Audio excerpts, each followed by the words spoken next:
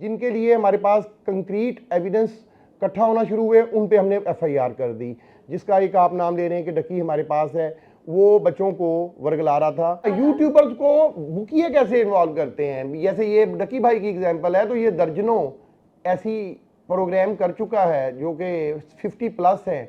ये उन बाहर के बैठे हुए जो जुआरिये हैं उनसे $10,000 से लेकर $20,000 तक एक प्रोग्राम के लेता। जून के महीने में हमने 14 जून को एक इंक्वायरी लगाई जो कि बहुत ही लार्ज स्केल इंक्वायरी थी, जिसके अंदर बहुत सारे ऐसे यूट्यूबर्स थे जो मेरे वतन अजीज़, मेरे पाकिस्तान के मुस्तकबिल के अगेंस्ट थे। जो पाकिस्तान का मुस्तकबिल मैं आपको बताता चला जाऊँ, मैं उस चीज़ को कह रहा हूँ कि जो मेरे 6 साल से लेकर 16 साल तक के बच्चे हैं उनके फ्यूचर से खेल रहे थे। उन्हें पढ़ाई की बजाय उन्हें जुए की लत के ऊपर लगा रहे थे और जुए की प्रमोशन कर रहे थे।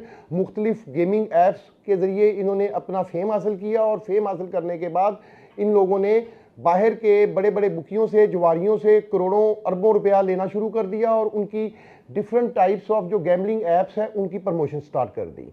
इसको देखते हुए हम लोगों ने एक एक्शन लिया। एक स्टेट ने खुद से एक इंक्वायरी लगाई, स्टेट की मदईयत में एक साइबर पेट्रोलिंग टीम तश्कील दी गई। उस साइबर पेट्रोलिंग तश्कील दी हुई टीम ने इन तमाम यूट्यूबर्स को आइडेंटिफाई किया और आइडेंटिफाई करने के बाद इनके ऊपर हमने कार्रवाई स्टार्ट की। ये 40+ ये बैटिंग ऐप्स हैं और ये जितनी भी बैटिंग ऐप्स हैं इनका जो मेन मरकज़ है वो इंडिया है।